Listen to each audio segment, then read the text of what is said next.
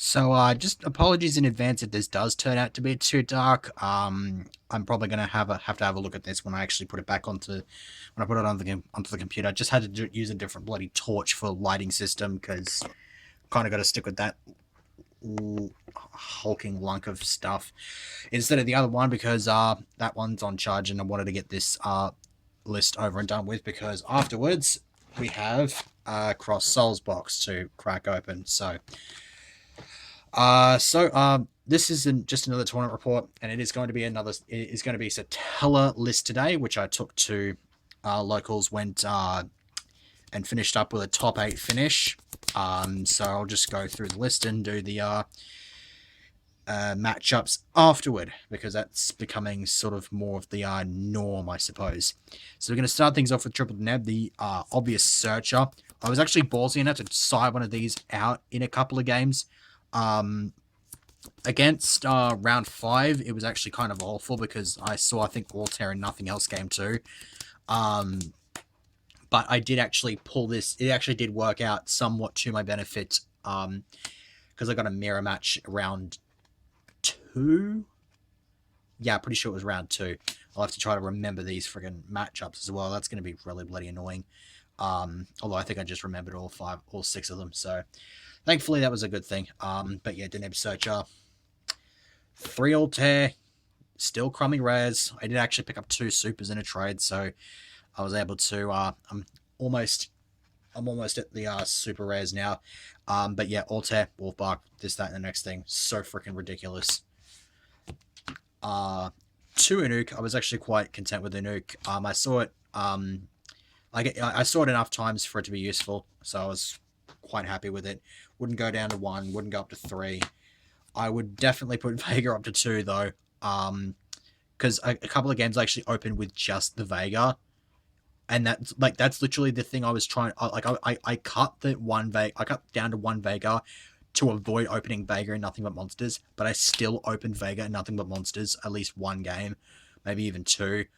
So that pisses me off. That, and I found myself running out of Ronnie McDougall options. I only have actually dropped Ronnie McDougall once, and it was partially due to the fact that I didn't have Vega. A second Vega to just do stuff with.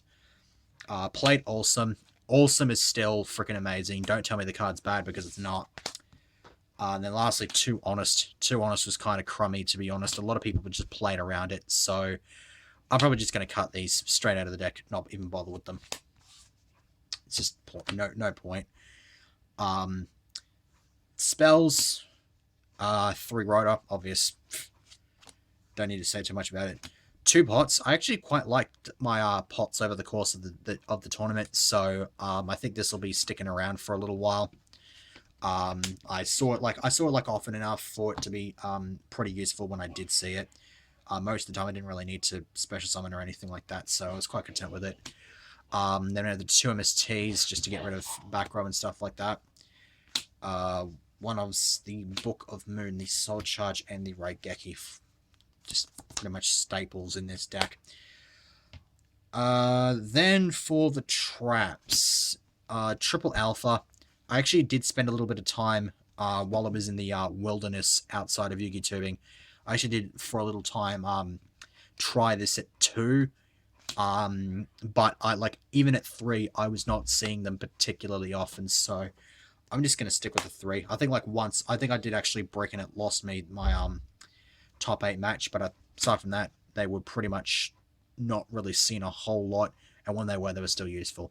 So 3 Call the Haunted for obvious reasons, get shit back. 3 Fiendish. I actually opened Triple Fiendish in 1 game, but he just sort of worked his way around it. My opponent worked his way around it. He was playing Yang Zings, which is pissing me off. 2 Mind Crush. This is good in the mirror match. Usually sided it out against other matchups in which it wouldn't be quite as great against. And against round 5 against Clefort, didn't see it. 2 D Prison. I was actually quite content with D Prison. Trading a lot of D Prisons and shit like that. It was actually pretty good. Especially in the mirror match. Then my 5 pack of 1 was in the form of Compulsive Torrential. Warning Bottomless and the Vanities. They all did what they did. Compulse was actually somewhat useful. I believe I compulsed, I think it was like a Triver to get it away from it being hit by like a Bottomless or some kind of effect negation. So I was actually quite happy with that. It was pretty good. I did actually side it out, I think, a couple of times just against matchups in which it wouldn't be that great, but aside from that, it wasn't too bad.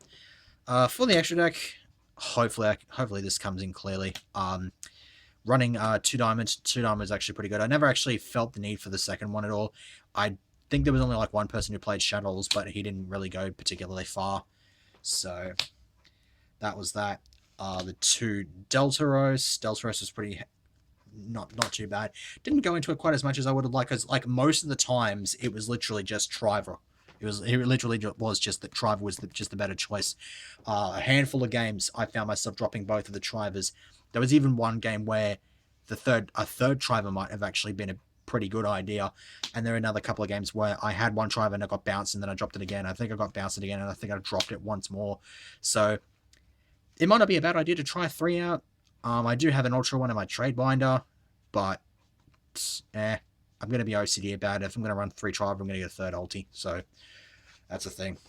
Deltaros I don't think is entirely necessary. I think the only reason I'm running 2 Deltaros is just because I've got Ptolemaeus, because I'd rather put a Deltaros underneath this to get my third material as opposed to Triver. So this is literally really the only reason I'm playing 2 Deltaros. Then played Omega, which I never summoned. Honorak, which I summoned I think once or twice. Rongo, or aka Ronnie McDougall. That's the new nickname I've got for it now, is Ronnie McDougall. Got this out once in round 1, pretty much just won the game from that. Exciton, never saw it. Emerald, I saw this I think once or twice. Bistol, I never summoned it. Castell, summoned it a few times, and then Cowboy, which I believe I got out once or twice. I would have loved to be able to use Dweller, but the problem is every time I had the Dweller play, it involved the use of Altair, so I couldn't actually attack. And this is against Yangzing, so it pissed me off. I really wanted to stop him from doing his shit. Problem is, just about all the time, most of the time across the entirety of that match, he had at least one creation, which pissed me off. Then for the side, played Lancia. Never actually went up against Necrons or Infernoids, so this never actually saw any play. Flying Sea, I played this against both. I actually had 2 BA matchups. I definitely saw it in the first BA matchup. Second one, I don't believe I did. I think I just went really fucking far south. Like game 2 in that second matchup. I should probably just explain that in the tournament report, because we're not too far away from that now anyway.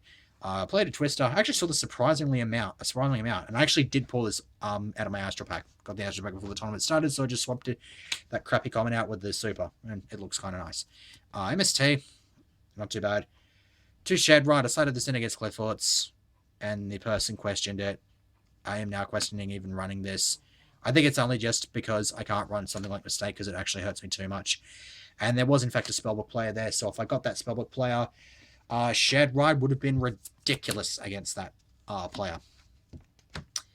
Then there was the 2D fusion to deal with Shadows. Again, no Shadows were around, so that was a thing. Chaos Trap Hole. Once again, no Necros, no Shadows. I sided this in against in the mirror match, but never saw it. In theory, ideally, I would actually consider just cutting the Twister for a second Chaos Trap Hole. The funny thing is, though, that Twister I saw a lot, and I actually managed to get over a Skill Drain a couple of times in the Yangzing matchup. So I'm actually not entirely sure what I want to cut for the second Chaos Trap Hole, but I definitely want to try putting a second one in there. It'll probably just be the Mirror Forces that get cut, because these Mirror Forces were completely useless. I would much rather main these than side them. And then lastly is the Shadow Mirror, which I never actually saw against either of the BA matchups. I actually also sided this in against Yangzing. Like, if I'm going first, I open this. I just stop the Jiaotu from doing their shit. That was the theory behind that, but never actually saw it at all, which was kind of lame. But yeah, that's the whole deck. I was actually quite content with it. Obvious changes are going to be I want to put the second Vega back in. going to get rid of the mirror forces. I'm not entirely sure what I'm going to put in for it, aside from, because I want to put the second Chaos Trap hole in there, but I just don't have it. That's why I only had the one, because if I had a second one, then the Twister would not be in this side deck. So, on to the report. Round 1, I play against Battle Boxes. I actually lost the first game, because he actually managed to establish a board of Blade Armor plus Lead Yoke, and then when I went to he had Blade Armor, he attacked. I went to Honorarchy, veiled it, and then made Lead Yoke, and then just beat the crap out of me there.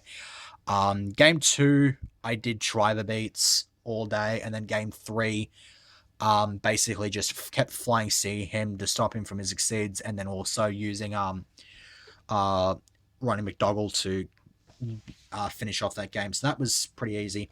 Aside from that first game, round 2, I got the mirror match. I believe it was somewhat even. Game 1, we both saw our stuff. We traded Mind Crushers, we traded Deep Prisons, and then basically, I won because I was able to out-resource him, like with Triver, basically just looping Triver. So I was able to get over him there, and then game 2, we both didn't see a lot of monsters. Actually, one of those matches I sided out for that second game. I actually sided Deneb out, which, funnily enough, I actually ended up still drawing into a Deneb and actually proceeded to win just off the back of that. So, because I was just able to maintain good monster presence and then just swing. So I was quite content with that. Round 3 was the first of my 2 BA matchups. These 2 BA matchups were literally just the polar opposites of each other. This first one, I took it out 2-0 just because Diamond just put in ridiculous amounts of work. He just didn't have any of the outs for it. I basically just timed my plays as well as I possibly could, just making sure, do I want to get rid of this or do I want to stop that and this, that, and the next thing. And so I was able to do that pretty well over the course of that match, and so I ended up winning that 2-0 with assistance from Diamond, of course. Then the next round, the next BA player had literally every single possible out to everything I did across both of the games. There's literally nothing more than I could say about it. Like, I did drop Diamond against him game 1. He just made a he already had a downed. He just ran into it and then parried and then used the effect to basically just put monsters back on board and then just win.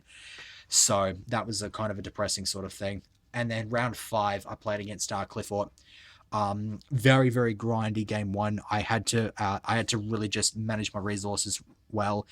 I was able to luck out and hit one of his scouts with Triver. I also think I hit like a disc or something like that. It was basically just me trying to stop him from doing Pendulum Summon, and I did that well enough to take out the game.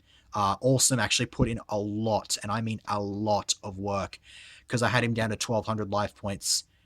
And then basically I just had to sit on Altair and Awesome. Like, I went Call the Haunted, got the Altair, brought the Awesome back so I could burn him for 1,000 so he couldn't use his scout. And so from there he had to Pendulum Summon, and then he just ran over my monsters, and I had another Call the Haunted during the end phase, so I could just bring Awesome back and burn him for the game. Game 2 went into time. I bricked. I literally saw only Altair. That was my only monster, and he kept getting over the top of that. So he just had the back row to stop that. So that was his game. It ended in a draw. So my 3-1-1 record was enough to get me into top 8, just because there was, I think, about 30 odd people. So then I got Yang Zing. I managed to out-resource him really, really well. Game 1, just spammed the crap out of Triver. Game 2, I don't even know what the hell he sided against me, but he bricked really hard with monsters, I believe, game 1, but he ended up seeing a lot more of his back row game 2, particularly creation and effect negation stuff, and that was just far too much for me. Game 2, he finished it off with double Baxia, Mistworm, and which was annoying because he played around the Honest, and that's what pissed me off about where are you? Yeah, that thing. That's what pissed me off about that thing. Why I'm going to cut it, because I'm much like the only the problem is though, is that on top of the whole thing, this is literally the only way I could have gotten over the top of it. Like, he had 1,200 life points left that game. All I had to do was attack into something, and he had an attack mode, and then that was it. Problem is, he was able to just box, yeah. Bucks here, Bucks here all day. Then he did pretty much the same thing. Game 3, I opened up triple Phoenix Chain. He managed to get around it because I wanted to stop him from attacking and hopefully wait until we got into time, but that never actually happened, and so he was just able to run straight over the top of me, which was unfortunate, but it is what it is. I don't actually know where I came, but that's not actually relevant anymore. It was still a top 8 finish, so I was quite content with that. So I do believe that that is about it for this video. Without further ado, I shall cut and then come back with our booster box. So yeah, see you for that.